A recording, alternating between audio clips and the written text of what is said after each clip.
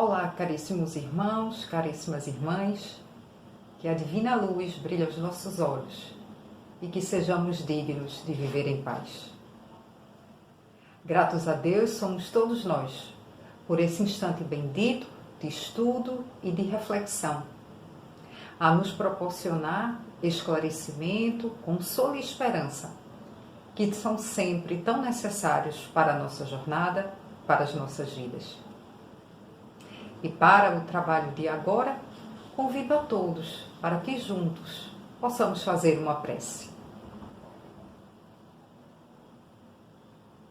Senhor misericordioso, agradecidos a Ti estamos por esse instante bendito em que a Tua misericórdia nos proporciona esse encontro de energia, de pensamento e de emoções, para que nos fortaleçamos na vida através do esclarecimento da mensagem celestial, a nos encorajar a servir e a amar cada vez mais. Sê, Senhor, com todos nós, hoje e sempre, assim seja. É admirável que em todos nós, encarnados, haja de uma maneira, uns mais, outros menos, um modelo e uma idealização de um modelo não real, de pessoas ou de criaturas que são os super-heróis. Aqueles que são personagens irreais, ficcionais, mas que demonstram uma capacidade, a proeza de realizar coisas, enfrentando dificuldades, enfrentando desafios, que superam e transcendem aquilo que se pensa das potencialidades humanas. Tem dois que são clássicos, dois super-heróis que são clássicos e que representam muito bem essa admiração humana a essas figuras fitas, não reais. O Super-Homem e a Mulher Maravilha, dos clássicos da literatura mundial. Pensar neles dois, dentre tantos outros, é justamente pensar que a figura de um homem ou a figura de uma mulher que transcende todas aquelas possibilidades humanas e que são capazes de fazer coisas que a outras pessoas não seria possível. De fato, é muito sedutor pensar que alguém, por condições variadas, por razões inúmeras, mas dentro de um grau de excepcionalidade, seja capaz de ser e de fazer coisas que a grande maioria das pessoas não seria. Só que, na verdade, a verdadeira sedução ou o verdadeiro encantamento, ele vai se dar não em pensar em super-heróis, não em pensar em alguém que é capaz de realizar proezas e coisas extraordinárias, mas é pensar em alguém que conseguiu, ainda que diante de suas próprias limitações, ainda que diante de suas fragilidades, conseguiu despertar em si os verdadeiros poderes da criatura, que não são superpoderes mágicos, são os poderes físicos, os poderes intelectuais, os poderes mentais, os poderes psíquicos, emocionais, os poderes espirituais. E diante de todas as limitações que ainda caracterizam as criaturas, que como nós, enquanto espíritos encarnados, ou espíritos desencarnados ainda vinculados à Terra, que nos encontramos naquela trilha de espíritos imperfeitos, caminhando para a luz em busca da evolução, são aqueles ainda cujas limitações e fragilidades são de fato obstáculos para o desenvolvimento de nós próprios e a execução das nossas tarefas. Só que o verdadeiro super-herói, ou aquele que se coloca numa vida heróica, aquele que se propõe a viver e a ser com heroísmo, é aquele que junta, apesar de suas dificuldades, coragem, confiança, destemor, perseverança, persistência, para sim, de fato, reunir em si todos esses poderes capazes de fazer com que as dificuldades e os desafios sejam superados.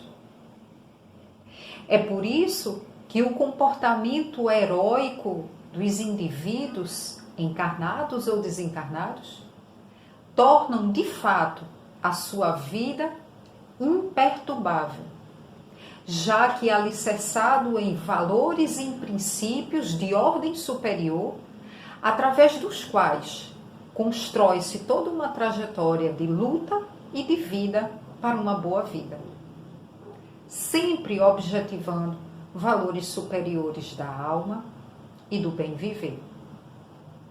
É por isso que o verdadeiro ato de heroísmo que nós estamos a buscar na vida é um viver estoico, um viver pautado por valores e princípios de ordem superior, dotados e munidos de uma perseverança inabalável, para que mesmo diante das dificuldades sejamos capazes de superá-las e de suplantá-las.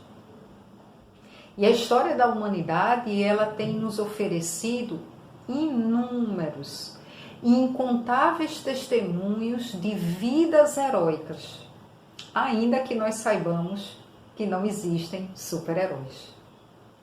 Mas há muitos seres e muitos indivíduos que conseguiram superar os desafios e realizar um empreendimento, realizar uma tarefa ou inúmeras tarefas, movidos por esse sentimento de eu farei, eu, ainda diante das dificuldades, conseguirei suplantá-las e me dedicarei a superar os desafios em nome de um ideal que desejo abraçar e vivenciar.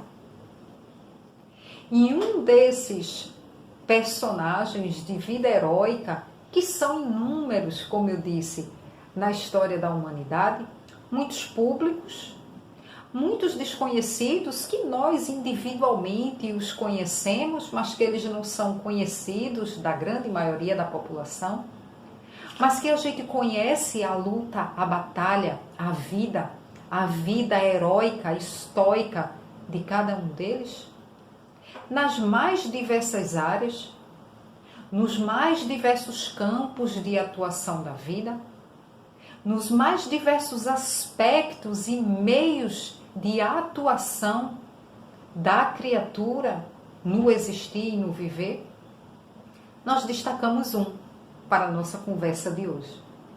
Um efetivamente mais ligado ao ideal espírita, um cujo 1º de janeiro último, a última sexta-feira, foi a lembrança dos seus 175 anos de reencarnação na Terra. Leon Denis, que encarnou entre nós o espírito com essa nomenclatura, com essa personalidade, que esteve aqui conosco e graças à sua luta e à sua vida heróicas, marcou a história do Espiritismo, sendo apresentado como o apóstolo do Espiritismo, que é o título da conversa nossa hoje. Jesus diz que é pelo fruto que se conhece a árvore. E para a gente conversar sobre Leon Denis, resgatando alguns conceitos, algumas informações, que alguns as têm, mais ou menos, é importante nós pensarmos na obra. seguindo a mensagem de Jesus. Reconhecer a vida heróica de Leon Denis é conseguir identificar através da sua obra o seu ato de heroísmo, o seu ato de dedicação e de amor a valores superiores da alma. Uma coisa muito curiosa de Leon Denis, e que já vem no título dessa nossa conversa de hoje, é ele ser conhecido por esse cognome, apóstolo do Espiritismo. Os espíritas sabem, nós espíritas sabemos, que não é comum, na verdade é muito raro entre nós, no movimento espírita e na doutrina espírita, a adoção de títulos. Não é verdade? Nós falamos em Jesus de Nazaré e nós falamos do título de governador espiritual da terra, do título de mestre, modelo e guia da humanidade, de irmão maior, de bom mestre, como ele mesmo aceitava ser chamado de mestre. Então, Jesus é um personagem, uma individualidade que ostenta um título dentro do movimento e da doutrina espírita. Allan Kardec também ostenta o título de codificador do espiritismo, de mestre leonês, como também muitas vezes a ele nos referimos. Mas os outros vultos da doutrina espírita não se apresentam com nenhum tipo de titulação, assim possamos dizer. Diferentemente de Leon Denis, o que já mostra não uma referência especial e diferenciada, mas que por si só já demonstra um caráter peculiar da sua vida heróica, a ponto de ele marcar a própria história espírita com esta nomenclatura de apóstolo do Espiritismo. E na verdade, ele pode ser chamado de muitas outras formas. De apóstolo do Espiritismo, de consolidador do Espiritismo, de continuador do Espiritismo, de filósofo do Espiritismo, demonstrando uma vastidão de títulos que se juntam à lembrança do nome de Leon Denis. E isso tem uma razão de ser. Após o desencarne do codificador de Allan Kardec, sem sombra de dúvidas, 3 grandes personagens se apresentaram para a humanidade encarnada como aqueles que foram continuadores, consolidadores do trabalho de implantação e sedimentação da doutrina espírita, do Consolador prometido por Jesus à humanidade terrena. Camille Flammarion, Gabriel Deslane e Leon Denis. Então, o papel desses 3 foi um papel indispensável, um papel de imensurável valor para a realização do trabalho de continuação e de implantação e consolidação, por isso um dos títulos que Leon Denis recebe de consolidador do Espiritismo após o desencarne do codificador Allan Kardec. Só que não é só por essa sua titulação que a sua vida se torna heróica. Leon Denis, ele foi um trabalhador espírita em múltiplos campos de atuação no movimento. Leon Denis, ele era médium escrevente, médium vidente e médium de intuição.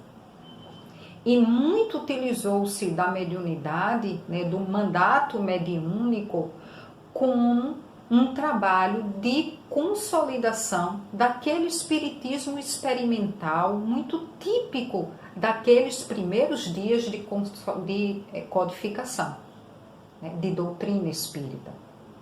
E ele utilizou-se da mediunidade muito fortemente para fazer com que o trabalho de espiritismo científico pudesse ser fortalecido e corroborado. Mas Leon Denis também foi um grande escritor. E muitos com certeza se recordam das obras de Leon Denis. Leon Denis ele tem livros autorais, né? Então livros por ele, na sua atividade de escritor, redigiu, né? Livro que ultrapassa o número de 20 obras, tanto obras espíritas como obras relacionadas às múltiplas viagens que ele realizou, e nós vamos conversar um pouquinho mais à frente sobre elas. E também como um efetivo colaborador da revista espírita fundada por Allan Kardec, que ele muito fortemente e intensamente colaborava, né, com as edições, com artigos e com materiais para a revista. Leon Denis também foi um grande orador espírita. E é por isso que ele, enquanto orador espírita, recebe esse título de apóstolo do espiritismo. Porque, em razão, inclusive, do seu trabalho material, da sua atividade profissional, a ele era oportunizada as viagens, inclusive para fora da França e para fora da Europa, inclusive indo para o continente africano. E ele utilizava-se dessas possibilidades de viagens a trabalho para fazer a divulgação espírita. Então, ele era um conferencista espírita, né, extremamente solicitado e extremamente respeitado, inclusive por pessoas que ainda declaradamente não eram espíritas, mas que se encantavam, né, com a erudição, com a clareza, com a coesão, com a facilidade com a qual ele se comunicava. E uma facilidade que não atingia apenas a razão, mas uma facilidade que atingia a emoção das pessoas que os ouviam.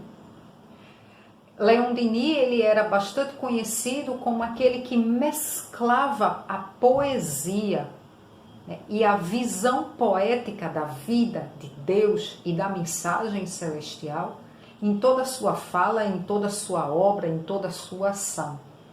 E é por isso que as suas palestras, as suas conferências, não eram conferências apenas de cunho científico que atingia as pessoas pela razão, mas que tocava a sensibilidade das criaturas, dada a sua força poética nas suas manifestações.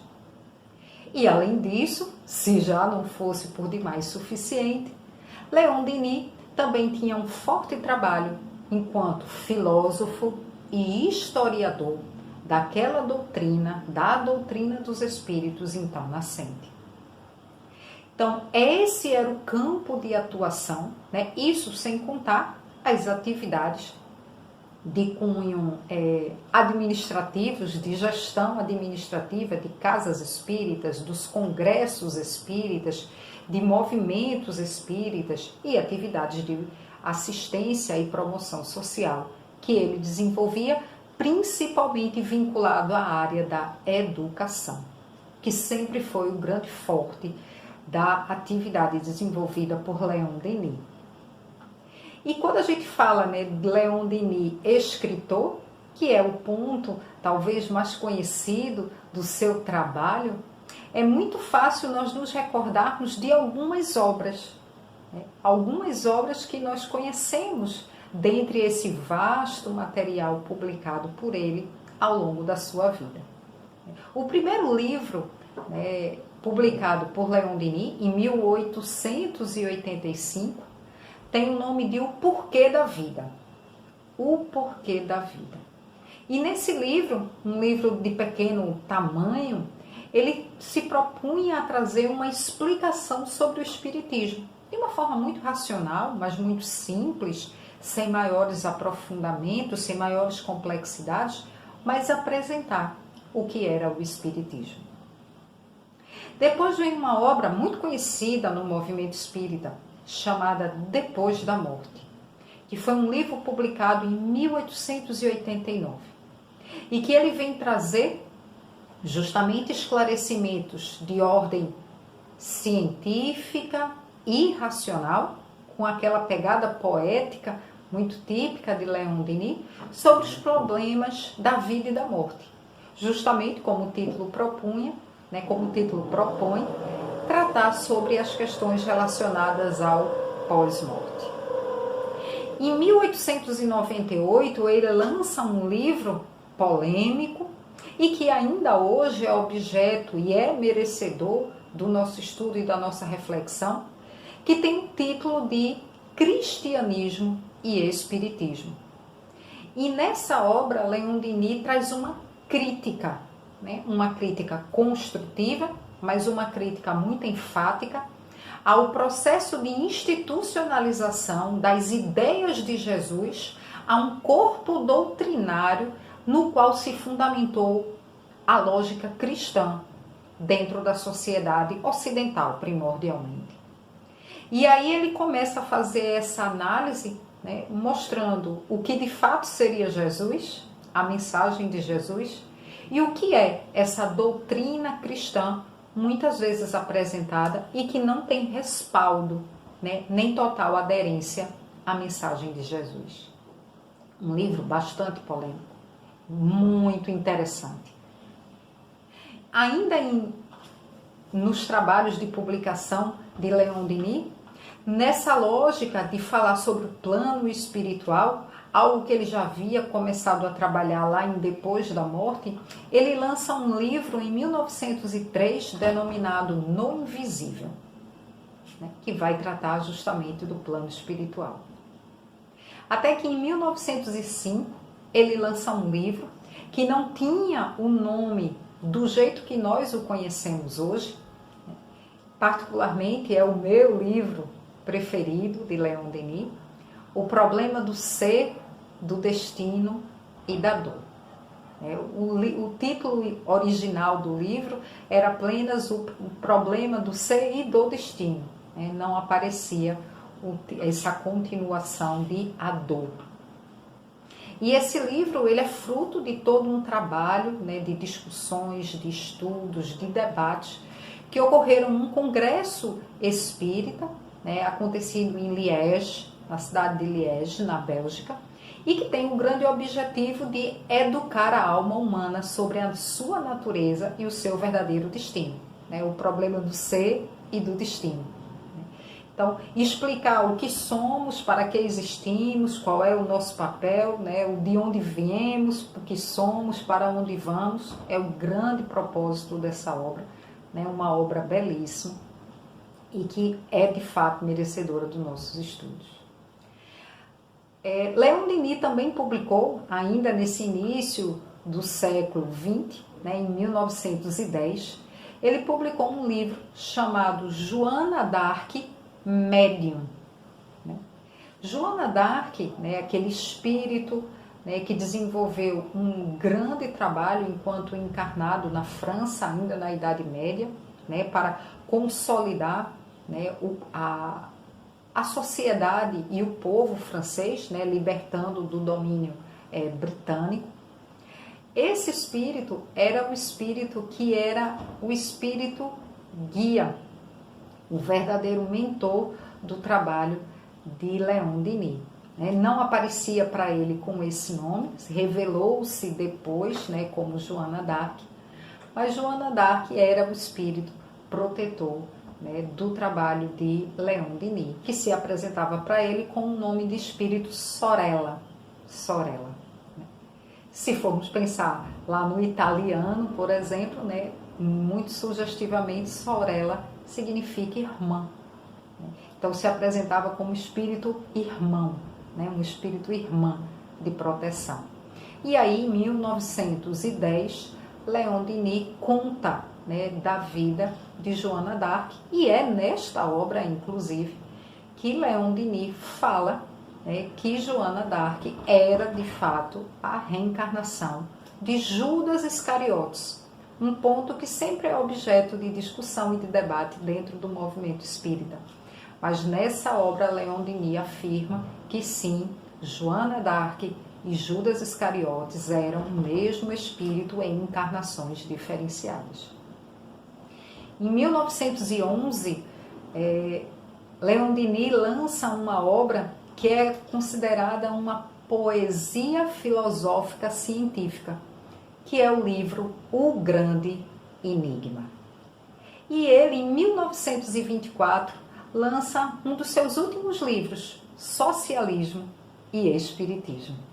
E quando a gente vê, quando a gente revisita, quando a gente constata tudo isso que foi produzido, realizado por Leon Denis, nós de fato percebemos toda uma construção de grande porte, de grande valor, muito focada na educação, e é uma educação, aquela educação que consta lá em O Livro dos Espíritos, naquela proposta de não apenas dar instrução às criaturas, mas de promover o despertar consciencial e o entendimento da realidade da vida e sobre a própria vida e sobre cada um de nós.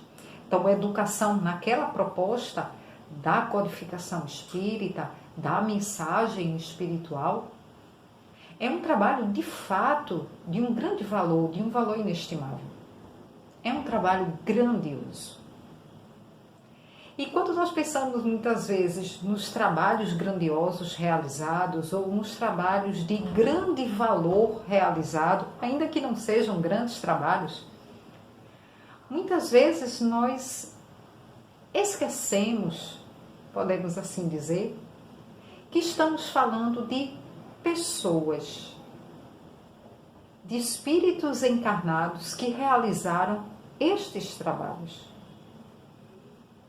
Daí, aquela minha fala introdutória acerca de superpoderes, super-heróis ou uma vida heróica. Pensar nesse grande trabalho realizado por Leon Denis é lembrar primordialmente que se tratava de alguém encarnado com suas limitações, com as suas fragilidades, com as suas inquietações ainda humanas, de alguém que também está numa trilha de evolução, mas que foi capaz de realizar um trabalho dessa ordem. E quando a gente pensa em trabalhos grandiosos, trabalhos de grande porte, como esse realizado por Leon Denis, que nós estamos revisitando brevemente, reanalisando, rememorando em comemoração, em celebração a mais uma data, mais um ano de recordação da sua encarnação. É claro que, de um lado, nós não podemos deixar de ter em mente que estamos nos referindo a um espírito que tinha um trabalho destacado a ser realizado e que tinha toda uma assistência assim, espiritual aí envolvida. Um espírito que, como eu tinha dito anteriormente, que tinha como protetora espiritual Joana d'Arc, que se apresentava para ele como o espírito Sorella. Um trabalhador que tinha como guia espiritual Jerônimo de Praga.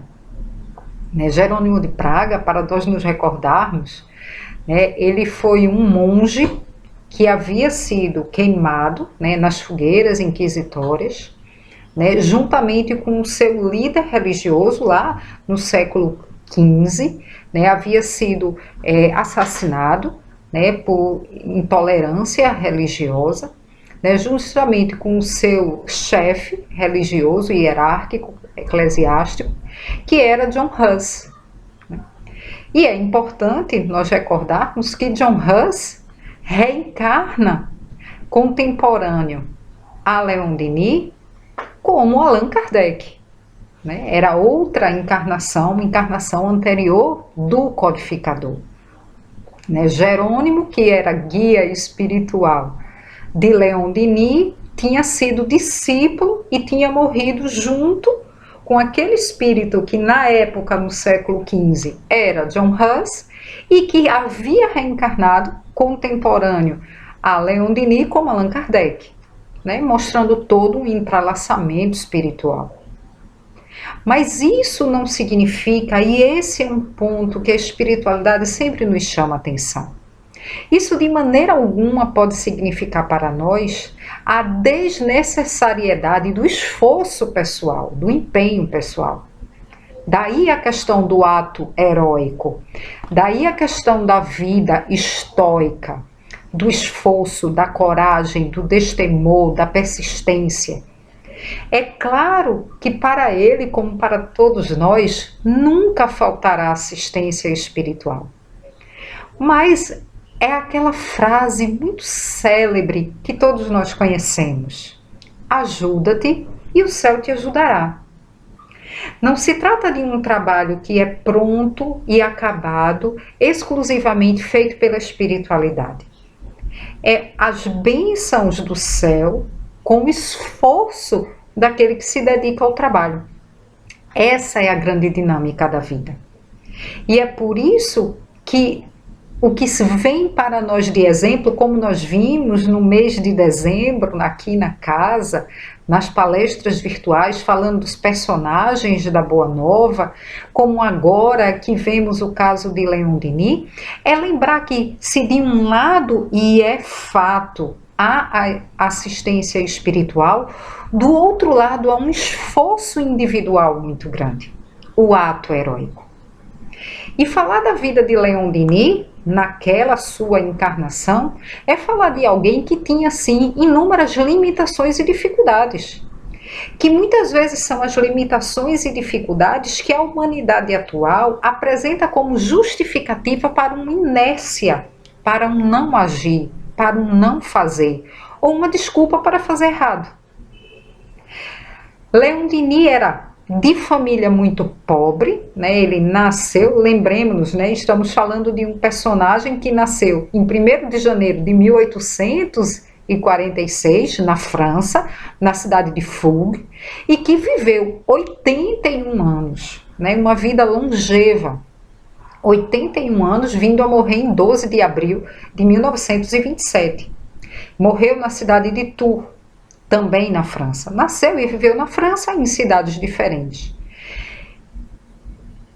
Alguém que teve uma vida sempre pobre e de uma origem muito pobre. Filho único. O pai começou a vida e tinha como principal profissão ser um pedreiro, né? Depois conseguiu ser carteiro, o senhor Joseph, né? Conseguiu ser carteiro, conseguiu trabalhar na atividade de ferrovias, mas sempre uma atividade muito simples. E sua mãe, né? A senhora Anne Lucie, né? Uma camponesa de pouquíssima instrução e de pouquíssimo conhecimento. Então, muito pobre. O pai de Leon Denis morreu. Ele ainda era jovem, daí ele teve a necessidade de trabalhar muito cedo, inclusive em trabalho braçal, né? Justamente por ser de uma família pobre, ele não teve possibilidades de avançar nos estudos, razão pela qual ele é considerado um autodidata. Ele estudou o equivalente até o primário, né? Mas muito afeito à leitura, à arte. Então ele buscava ler, estudar, e a partir das suas leituras, né, do seu apego e amor à leitura e à arte, foi que ele foi se instruindo. Daí a ideia do autodidata. Mas ele sentiu a necessidade, já enquanto adulto, já trabalhando como representante comercial, ele sentiu a necessidade de buscar um pouco mais de instrução material e foi se matricular num curso noturno para ter um pouco mais de conhecimento. Seria hoje o equivalente ao EJA, né? A educação de jovens e adultos, né? Se fôssemos fazer um paralelo. E ele foi estudar para poder aprimorar. Então, uma pessoa de origem pobre, e que foi pobre a vida toda, né? Porque quando a gente pensa, viajava muito, mas viajava em razão do trabalho profissional, né? Uma pessoa de muito esforço, né? De muito esforço pessoal, material, alguém que tinha uma saúde extremamente frágil, Ele teve inúmeras vezes episódios de pneumonia, né? Teve pneumonia por mais de uma vez, inclusive foi a causa mortes dele, foi pneumonia. Lembremos-nos, pneumonia no século XIX, século XX era objeto, né, de séria preocupação. Né? Ele teve por mais de uma vez. Sempre teve desde cedo problemas de visão. E imagine, alguém autodidata, afeito à leitura, escritor, aos 56 anos ficou cego. Foi aprender braille para poder continuar de alguma forma expressando seus pensamentos, fazendo seus registros, fazendo as suas formas de estudo. Mas sabia que era muito difícil escrever livros, né? Imaginemos hoje, quantos de nós consegue fazer, ter o mínimo de conhecimento de braille, de libras, se a gente for pensar numa outra restrição física. E aí ele contratou 2 secretárias para que elas anotassem, né? E os últimos livros deles foram todos ditados. Ele ditava às secretárias que tomavam nota para que os livros pudessem vir à tona. Então, aos 56 anos, ele fica cego, ele morre aos 81. Ou seja, um escritor afeito à leitura, autodidata, passa boa parte de sua vida cego, mas viajando, fazendo palestras, atividade mediúnica, escrevendo livros, redigindo para a revista espírita, dirigindo o movimento espírita, apesar de desprovido da visão material.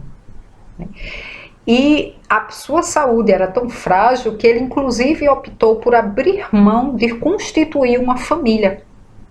Lembremos-nos, estamos falando lá do século XX, início do século XX. Então as pessoas, 18, 20, 19, 20, então ainda tinha aquele sentimento de o homem tomar conta da casa, da mulher, dos filhos, e ele, com a sua saúde debilitada, entendia que não havia possibilidade de ele constituir uma família porque corria o risco de ele vir a falecer e faltar no sustento e proteção de uma esposa e de filhos. Então ele optou por nunca casar, com medo de faltar com os seus deveres de marido e de pai. Viveu com a mãe, até enquanto a mãe existiu materialmente, e ela era, apesar de muito simples, uma grande incentivadora dos estudos. Tanto é que é muito curioso que Leon Denis ele tinha 11 anos de idade quando saiu a primeira edição de O Livro dos Espíritos. A família dele católica, a mãe muito católica, e ele só veio ter contato com o livro, com a doutrina espírita e com o Livro dos Espíritos especificamente, quando ele tinha 18 anos de idade. Ele foi, como ele sempre gostava de fazer, foi uma livraria, ou ele fazia isso também em bibliotecas, e ele começava a olhar o que é que tinha de interessante para que ele lesse, para que ele fosse estudar. E especificamente numa livraria onde ele estava, ele achou muito interessante um livro novo de um autor desconhecido chamado Allan Kardec, que tinha o título de O Livro dos Espíritos. Fazia 3 anos que tinha saído a primeira edição de O Livro dos Espíritos. Ele contou o dinheiro, viu que era o dinheiro suficiente para comprar o livro, e fez aquele investimento. Levou o livro para casa, com muito receio que a mãe descobrisse, porque a mãe muito católica, ele tinha medo que a mãe ficasse ofendida, magoada, por ele estar com uma obra daquele nível dentro de casa. E ele estudava e guardava o livro para que a mãe não soubesse. Mas nada se esconde de mãe, A mãe dele, a senhora Madame, Annie Luce, descobriu o livro.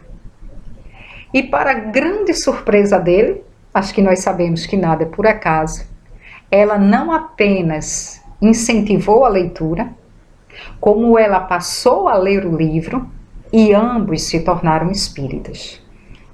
E só alguns anos depois foi que eles tiveram a oportunidade de conhecer Allan Kardec, quando Kardec, nas suas viagens de divulgação, foi à cidade em que eles moravam, a cidade de Tours.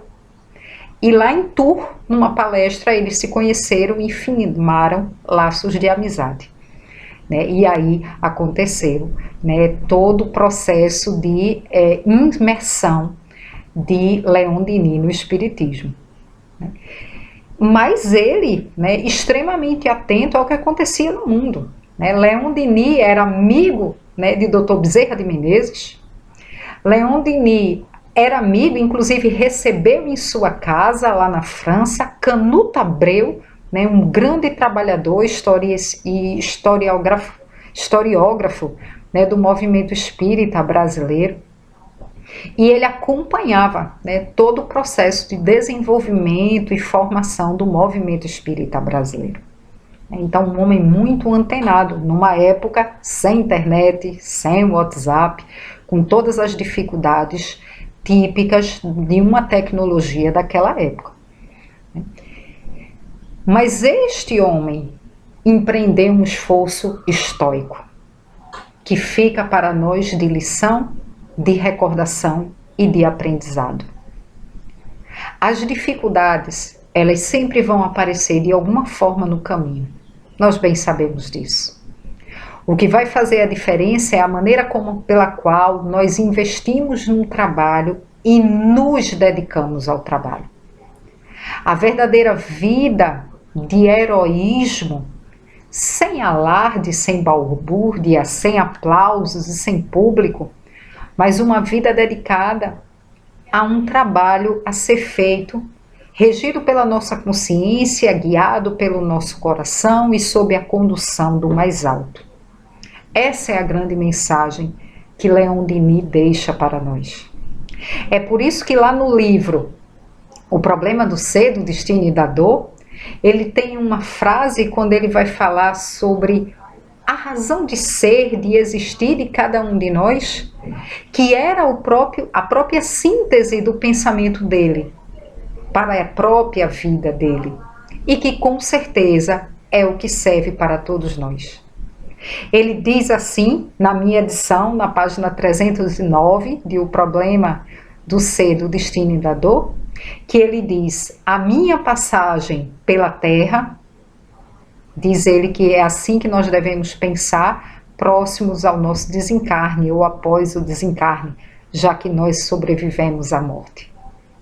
Minha passagem pela Terra não foi estéril, não foi inútil, não foram vãos os meus esforços para uma vida melhor. E é nessa esperança de viver uma vida que seja útil, que não seja uma vida estéril, que os nossos esforços não sejam em vão, que nós rogamos ao Senhor pela continuidade de suas bênçãos em nossas vidas, que continue a assistência dos amigos espirituais e que sejamos capazes de a cada dia um pouco mais fazer a parte que nos cabe no grande esforço laborioso de amor e de fraternidade do viver. Que sejamos nós capazes de viver de forma estoica e de atos e gestos heróicos, ainda que não sejamos dotados de superpoderes, mas imantados no princípio superior de amor, justiça e caridade, fortalecidos na coragem do viver e do bem viver, nós sejamos capazes de construir grandes atos nas nossas vidas, por menores que sejam os nossos gestos, mas que a grandeza dos nossos seres impregnem e se impregnem no contexto universal. Que o Senhor nos abençoe sempre e que nesse propósito oremos a Ele, todos nós juntos, agradecendo pela oportunidade de servir, de aprender e de refletir, e a possibilidade de crescer cada vez mais. Senhor misericordioso, gratos a Ti somos sempre, pelos instantes de renovação íntima que nos concede, a nos propiciar força, coragem e persistência na continuidade das tarefas que nos cabem. Abençoa-nos a todos, Senhor, fortalecendo a nossa fé e esperança, despertando a nossa consciência e a nossa capacidade de amar e de servir. Sê com todos nós, hoje e sempre, assim seja. Que o Senhor nos abençoe, que o Senhor nos ilumine, nos proteja e nos guie. Até a próxima, se Deus quiser.